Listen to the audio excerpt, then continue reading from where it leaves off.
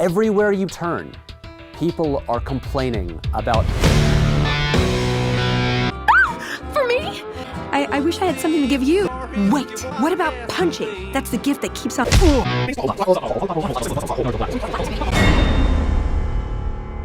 If they're everywhere, maybe you're seeing a trend. Maybe there are holes in plots and stories in all of our media. And maybe those critics are simply just paying attention. When A Quiet Place opened, my Twitter and Facebook feeds were filled with people complaining about all the plot holes. I saw one guy say he'd made a list of 41 plot holes in that movie. But here's the thing. No one seems to actually know what a plot hole is. Sure they do. It's when something in the plot in the story appears wrong. Something doesn't add up. Something could be missing. Now, of course, to understand what a hole in something is, you have to actually describe the thing itself. In this case, the plot, which you don't even do. It's like describing a hole in a tire without actually describing to the people what a tire is or what it does. A plot in the story is simply the motivation for the character to do whatever it is they want to do. E.M. Forster gives this definition, and it's totally acceptable. And all those plot holes people complain about? They don't actually matter. Sure they do. Do you like buying a brand new car with holes in it, or broken tires, or maybe no tires with your car? How about going to a steakhouse where they serve you a salad when you specifically asked for a steak? How about a friend who says he'll help you with something, but when the time comes, he just doesn't? How about a math problem which someone answers incorrectly? I mean, it's the same with media. There's something rotten in the state of Denmark. Do you know what bad or wrong things are, sir? So, what is a plot hole? People's definitions vary, but here's the generally accepted one that I use. Wait a second. If people's definitions vary, how can you say previously that people don't know what plot holes are? If plots or plot holes are this nebulous thing, who are you, or anyone for that matter, to argue about the nature and relevance of that thing? What's a plot? No, really. It's like you're complaining about boat holes, but not telling us what a boat is. Instead, you're telling us the water filling up the boat is no big deal. A plot hole is a point in which a story breaks a previously established rule about its own universe. Basically, it's when a story contradicts itself. Okay, so you're saying the internal consistency of a story, when broken, doesn't matter? So if Hamlet just decides to not kill his uncle and stop fighting Laertes, and he just apologized to everyone and says, oh, I was just goofing around, and then the play just ends, you'd be totally okay with that? I guess you'd also be okay with Olenna, Jon, Euron, Varys, and sometimes entire armies in Game of Thrones just teleporting around entire continents, sometimes during the same episode, just because. Does the phrase willing suspension of disbelief mean anything to you? Okay, so here's what are not plot holes. In The Dark Knight Rises, we never see how Batman gets back to Gotham City. That's a plot hole. One of the earliest cinematic developments was the concept of montage. Oh, this should be good. Okay, yeah, The Dark Knight Rises could have used a montage where Bruce Wayne gets from point A to point Z, but we never got that. And that in between scenes, they traveled between the locations. Whoa, slow down there. Movies tend to assume that the audience is reasonably intelligent, but I guess they're wrong. I get a feeling you're more of a monumental prick who just doesn't like basic logic for some reason in their stories. If movies showed us every single second that happened during the span of the story, they would be 40 hours long and really f***ing boring. Why are you going to such extremes? We don't need every second of Bruce Wayne getting from India to Gotham City. As you just said, a montage would work. Why are you contradicting yourself? A montage, as you recommended, of him somehow getting back to Gotham City would have been helpful to not crush our willing suspension of disbelief, especially since he was penniless and stranded by escaping from a secret prison, not to mention injured and malnourished, showing us a contact or someone he meets that owes him a favor, someone who gives him a plane ticket, some food, maybe a shower, some clothes, maybe a doctor. You show a scene of him on the plane, him getting off the plane, and that's just getting into the United States. Then there's the whole issue of getting through the giant blockade that was set up in Gotham City. I mean, I know he is Batman, but he has no resources, but maybe he knows the place very well. But Can we see a scene maybe where he figures out some secret passage? This is a pretty big deal that our minds, based on the knowledge that we've been given from the movie, cannot induce or deduce a plausible connection between these two very far away scenes. This is the one that really drives me nuts. Movies are, for the most part, about human beings, or at least characters who think and act like human beings. And you know what human beings are not? Logical.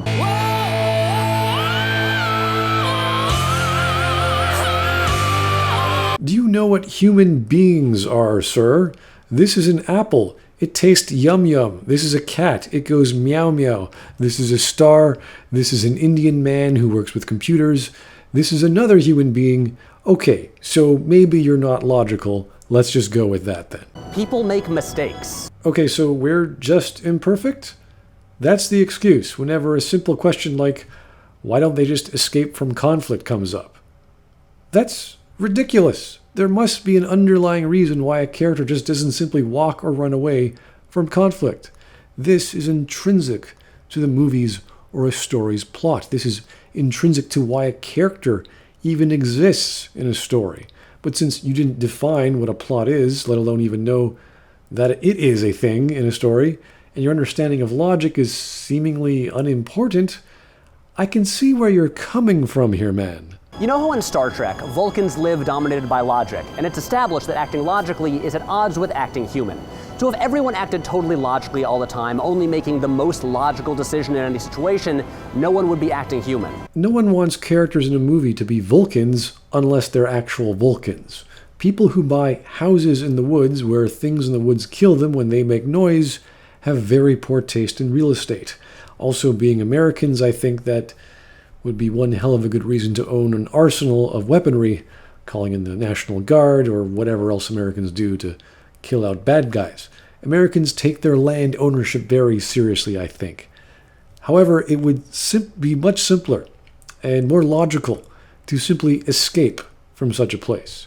I haven't really watched the movie, but if they don't describe why the family or the characters simply just don't walk away without describing why they're there in the first place, and what their motivation for staying is, despite the conflict, then yeah, that's a huge plot hole.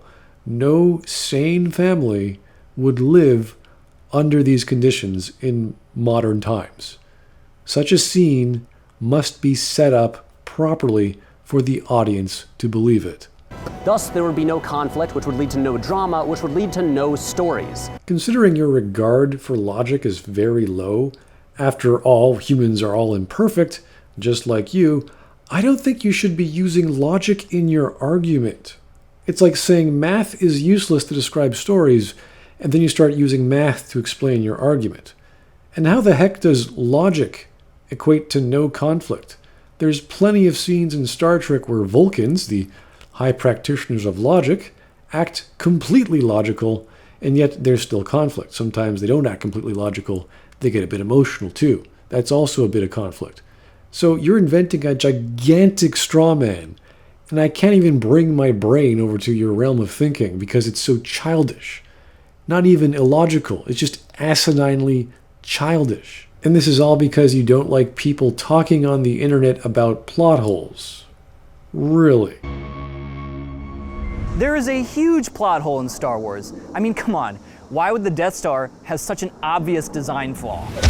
Okay, some of these can be valid complaints. Sometimes there's a story development that's a little too convenient. That flaw in the Death Star was the basis for an entire movie. Now, I haven't watched it, but an entire story was based off this plot contrivance, if you want to call the flaw in the Death Star that term. I guess that's more of a business decision to take the Star Wars mythos and do something with it. That's actually kind of cool. Whether the execution was good or bad, I don't know. But whenever you take a story or a flaw in a story and you play with it, it means the writer is aware of what they're doing or a problem with the lore they're working with. And maybe, just maybe, he knows what the audience is going through, what the audience is actually thinking at that time. That makes a story more sophisticated and elevates the intelligence of your audience. That's a very good thing. For example, in Mass Effect, when we finally visit Vigil, we discover he's speaking English. one of our characters can say, hey, what's going on here? Wait a minute. How come I can understand you? Why aren't you speaking the Prothean language? I have been monitoring your communications since you arrived at this facility. I have translated my output into a format you will comprehend. And Vigil gives us an explanation. That's a little clue that the writers know what's going on in their characters' minds as well as the audience's. It makes us connect with the characters more. That's a very good thing. Pointing out these weird questions that pop up in our heads and the narrative giving us an answer to them. Like in the 2009 Star Trek, Kirk just happens to get stranded on the same planet as old Spock, and they end up in the same cave together so Spock can explain what's going on. I like the movie, but that's a little contrived and lazy. Okay, so when things are logical to your understandings, or whatever, you just don't like them for whatever reason, then it's okay to criticize them? So it's okay when you start using logic? Do you have a series of holes in your left hemisphere, and depending on how you're sitting when watching a movie, the fluid in your brain moves around, and then it allows you to start thinking logically or something? Is that how that works? But it's not a plot hole. At this point, it really doesn't matter the definition of a plot hole or how it's used. What matters is the problem in a story. You can call them plot holes, contrivances, coincidences. It doesn't matter. Something in the story simply doesn't feel right. Something doesn't work or add up. You may not be able to articulate it, but you know in your gut that something is wrong. The willing suspension of disbelief is being broken, stressed. It's being torn apart. There's a flaw of some kind in the story. When you're talking about science fiction, like people who are in space and they're falling into a planet, you got to have some science there to back it up. Then on the random occurrence of things coincidentally meeting other characters without any rhyme, reason, or understanding of probability, this must be properly expressed so the audience doesn't start shaking their heads as to the unbelievability of this entire scene. Fiction needs to be believable. It's that simple. I mean, how does Benicio del Toro know the rebels' plans? Nobody told him. That's a plot hole. At least 50% of the plot holes that I see people complain about are things that are actually explained in the movie if you just pay attention. Okay, so in this one example, how about the list of 41 that the guy had before you mentioned? You're saying 20 of them are okay in the movie? And they're explainable? Really? Can you show me 2? Like that one in The Last Jedi, there's a scene where you see DJ listening as Poe tells Finn and Rose the Resistance's plan. But I guess if you're too busy live tweeting about plot holes, you can miss some stuff. Okay, talking about movies or stories and criticizing them is not some weird social media thing. I mean, there are Facebook groups, but I don't spend my time tweeting about all the little things I find in a book or a story I've read. I make really long video essays where I painstakingly go over almost line by line in video games or books and movies and how stupid some stories are. Secondly, to the movie, while DJ knows that Holdo is going to load the crew into shuttles and abandon ship, this says nothing of the First Order knowing to run a stealth scan. That brings up the question, what the hell is a stealth scan anyway? The First Order has been blowing up the smaller ships outside the Radius this entire time. They don't seem to have a problem finding and attacking other ships. It also doesn't explain how they didn't track Finn and Rose when they escaped. And if they're blowing up ships, why don't they start offloading ships? Why don't they do other things with ships, like using them as cover for other ships to escape, or start escaping all at once in different directions? It doesn't explain how they didn't track Finn and Rose when they escaped in their ship. It also then calls into question Holdo's plan to have ships escape to the planet, which is a rather large body in space, where it's the only other large body in the direction they're going, and therefore the most logical destination that's non-lightspeed ships would be traveling to. You see how a little bit of basic logic goes a very long way in making one military commander and her plan become a complete nonsensical suicide pact? You can find plot holes anywhere. They're all over your favorite movies. This is true. Look, if you want to watch stuff this way, you can even find plot holes in this video. I wouldn't characterize your thinking as a plot hole. I would characterize it as being flawed and dumb and biased and short-sighted and emotional. Why am I wearing sunglasses if I'm inside? You think you look cool. You like Corey Hart. You're trying to give the image that you're sophisticated when you're really a gigantic hack. I'm indoors in one shot and outdoors in the next, but we never see me go outside. The concept of montage. The idea is that when two images are presented in sequence, the audience understands that they occur chronologically. That's called video editing. Are you okay? Or are you just like making fun of people who don't know what a plot hole is, or what you think what a plot hole is?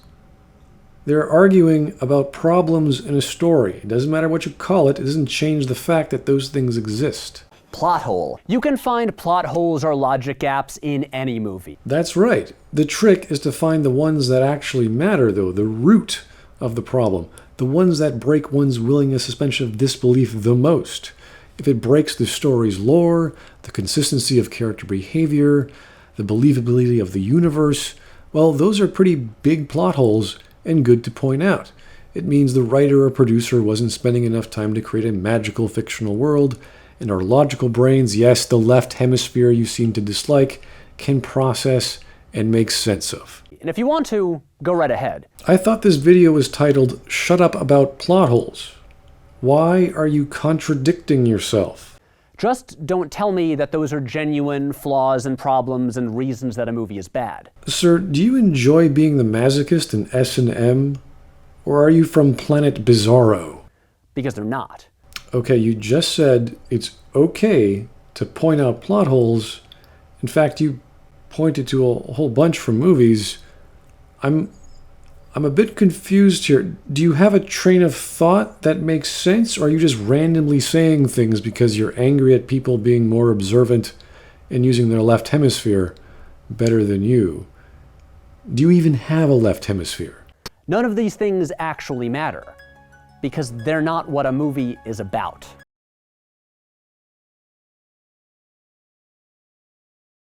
Okay, and what is a movie about? You see, here's another nebulous term. Theme. Now, to me, a theme is what a movie or what a story is about. A major theme being the majority of what a movie is, the 51% of it.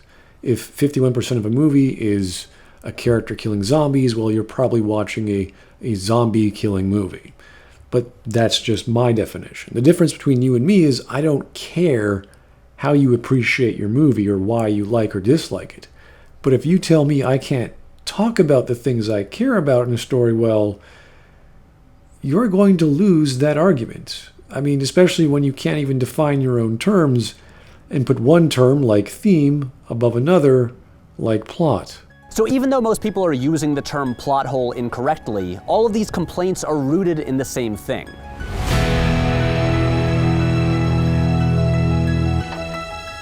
But movies aren't about logic.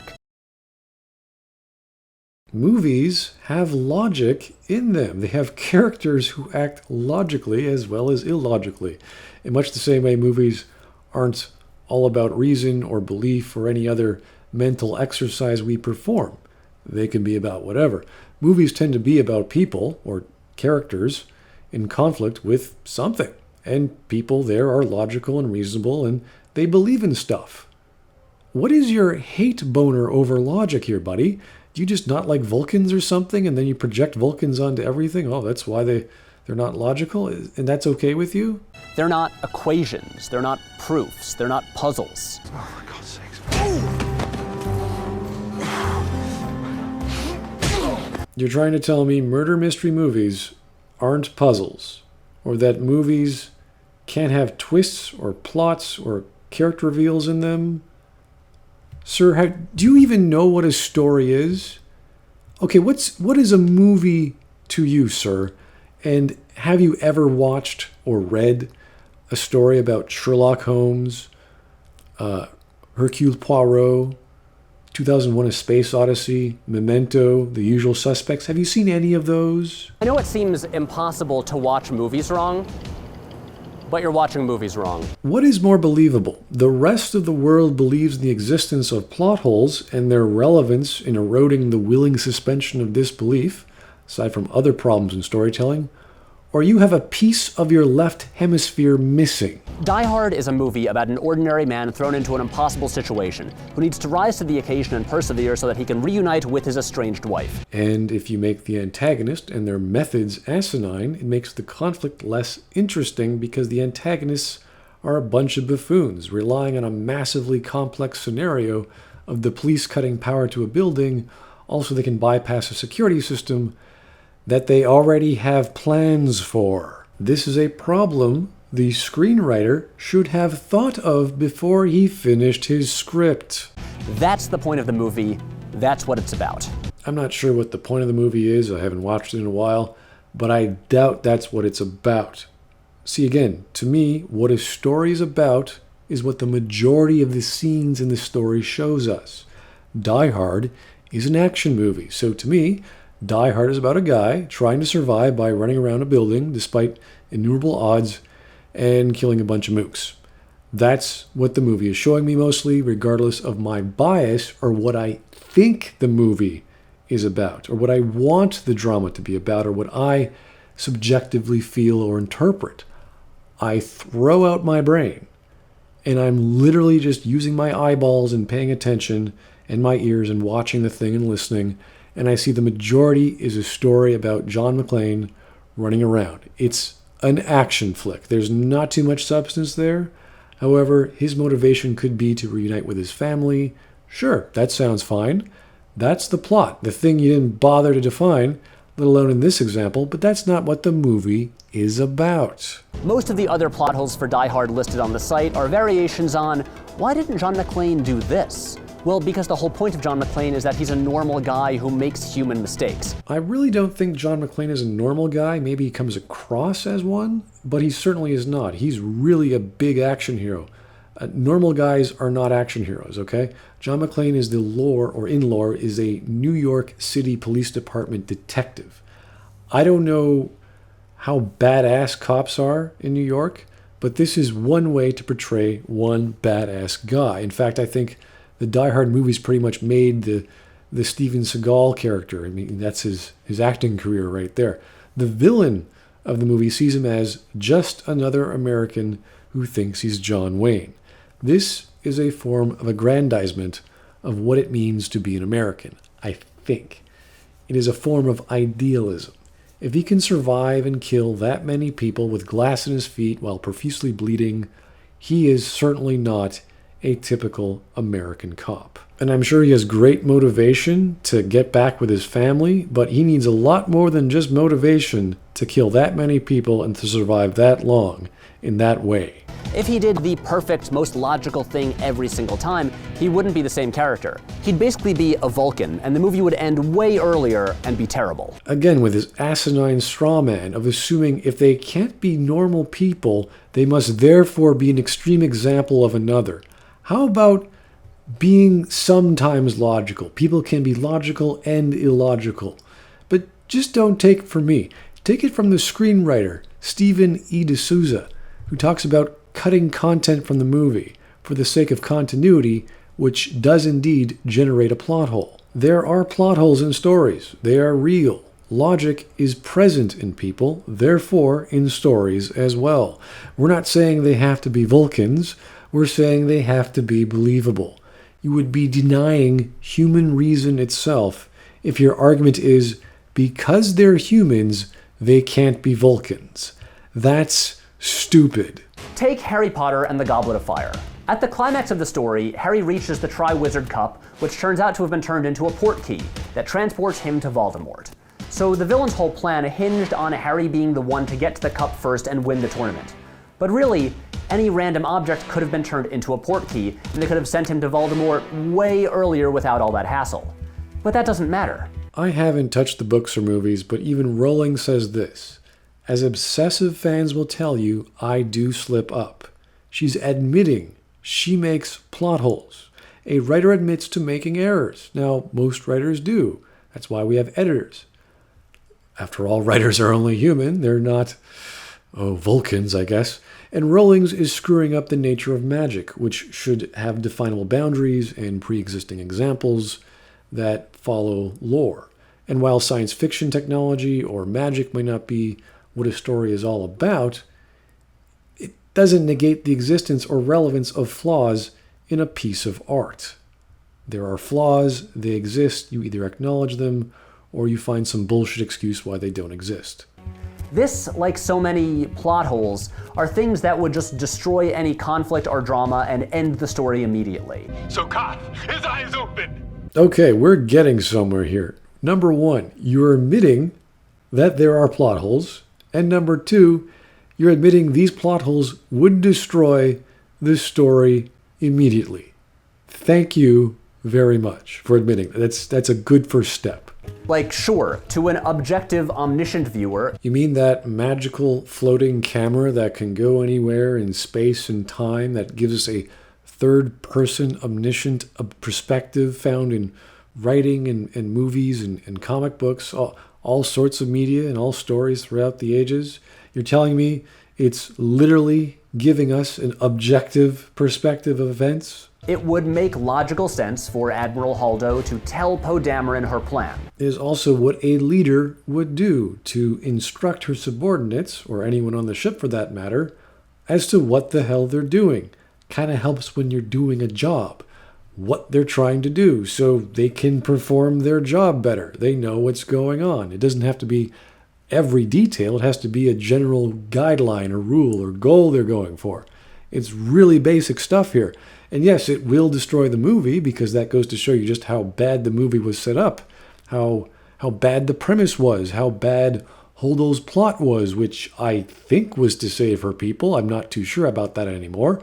And how bad the screenplay on a whole was. You're literally admitting these are faults, and if they weren't faults, then the story would cease to be.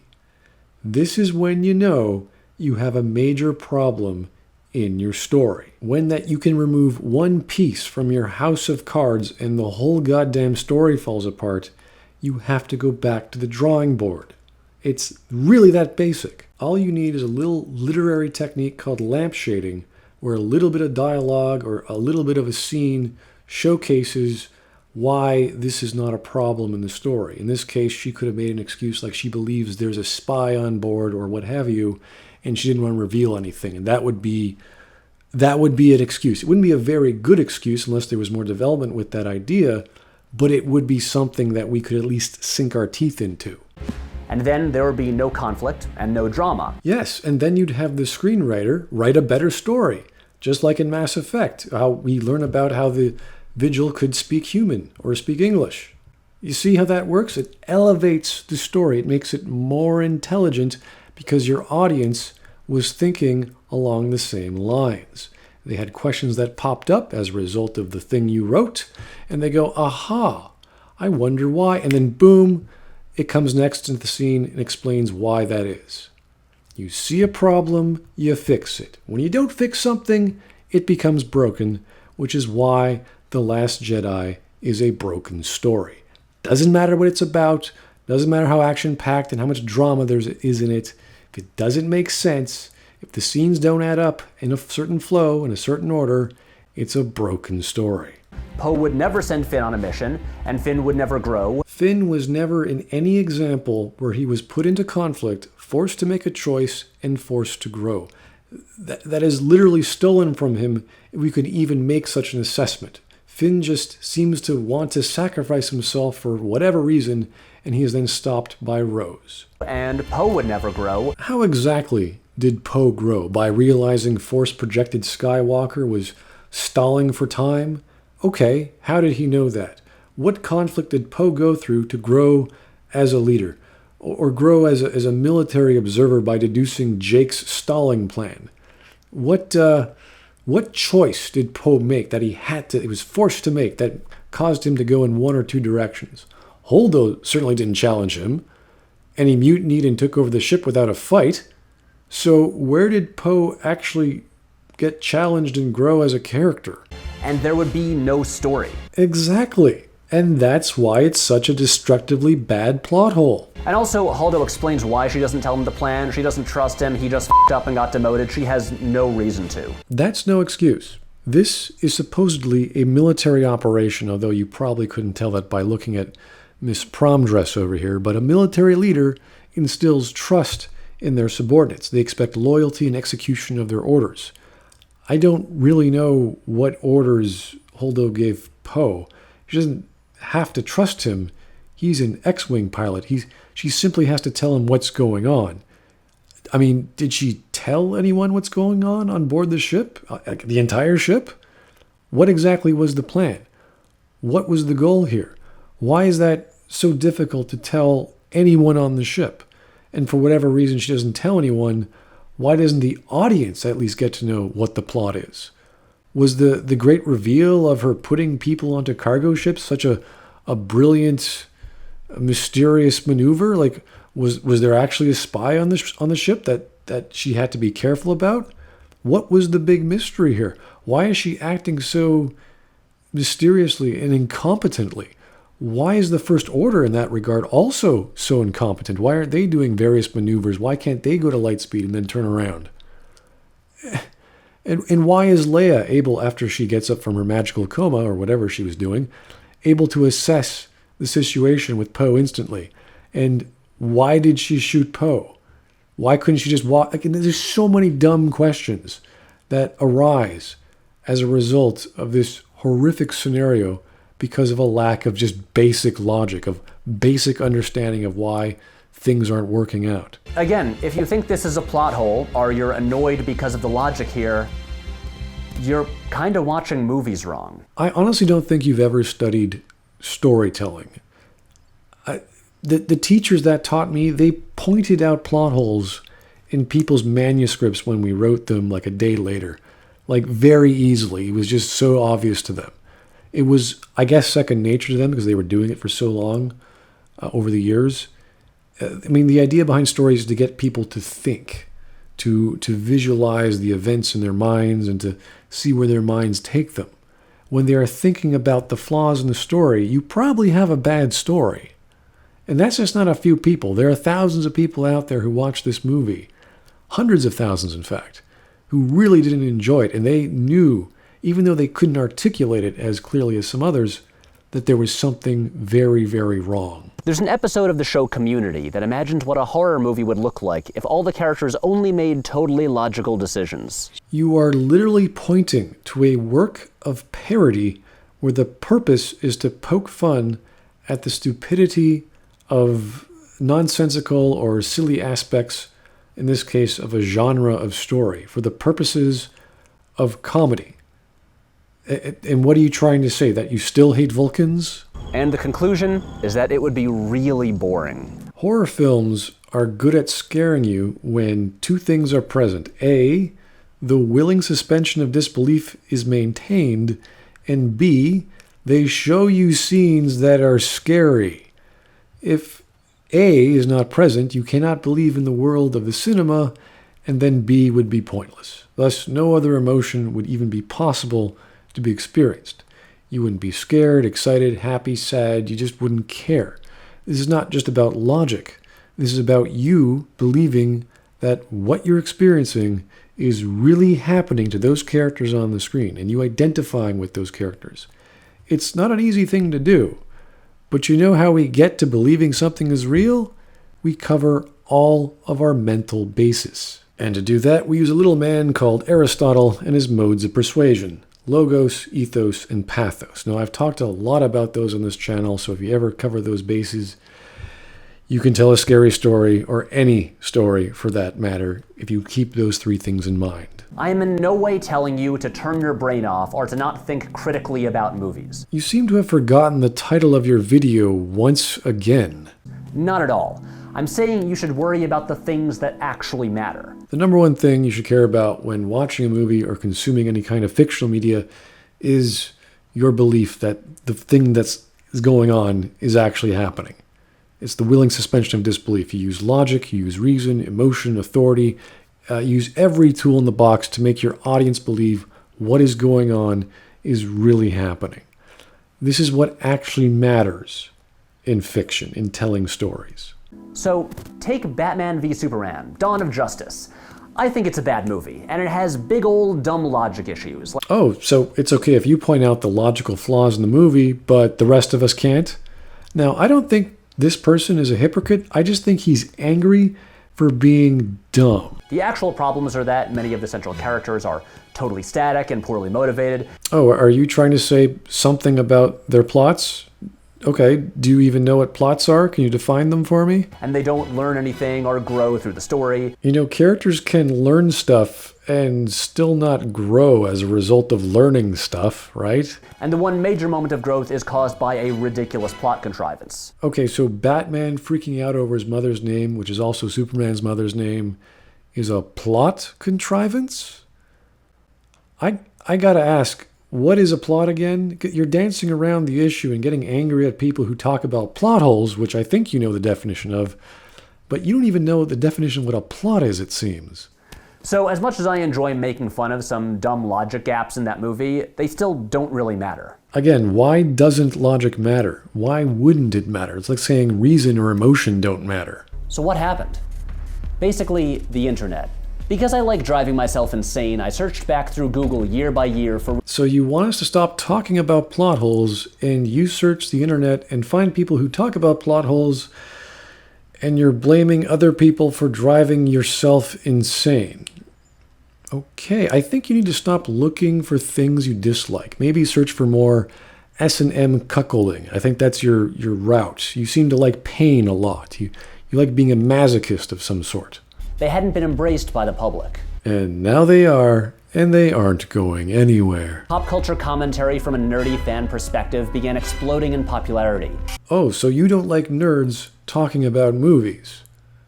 Okay, what are you then talking about movies? Are you a nerd? But you don't want nerds talking about the holes in the movies you like. He's focusing on surface-level nitpicks. And some of those surface-level nitpicks are indeed plot holes, amongst other forms of errors in storytelling, but the size of the hole doesn't really matter. If it's related to the plot and it's a flaw, it's a plot hole. Plot holes don't really mean anything. If they don't really mean anything, then why are you concerned about them? I mean, you seem pretty riled up here. Are you just acting? Are you putting on a face? I mean, you made the video and you published it. It must mean something to you. But they're good clickbait. I have a very small channel dedicated to looking at the plot in video games and movies and stories. I'm not hearing it for the clicks, I can assure you that. And people watch them and believe them and repeat those points in conversation. I honestly think you need to read some Aristotle. Definitely not the basic works. I think that might drive you to madness, but maybe just a few articles on how to articulate your ideas and influence others. I think that might really help. And the other one would be maybe a CAT scan of your brain.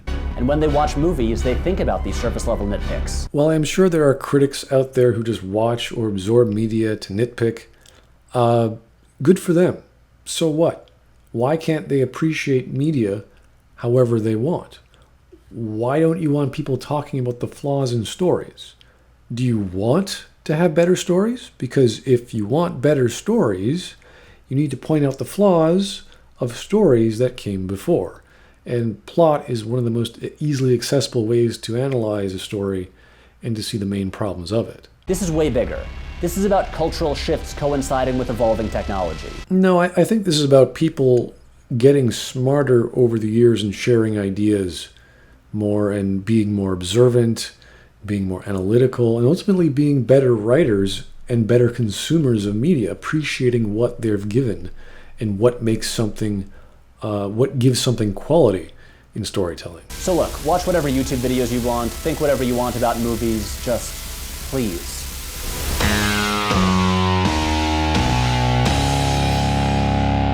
These two statements are contradictory. Now I have a better idea. This person needs to stop watching any videos related to things he likes that people dislike, or anything about plot holes for that matter. I'll never start watching anything in his channel. Maybe he'll do the same. Who knows?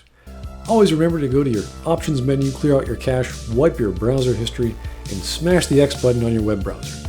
This never happened, but at least you still have your left hemisphere to think clearly with. Good night, folks.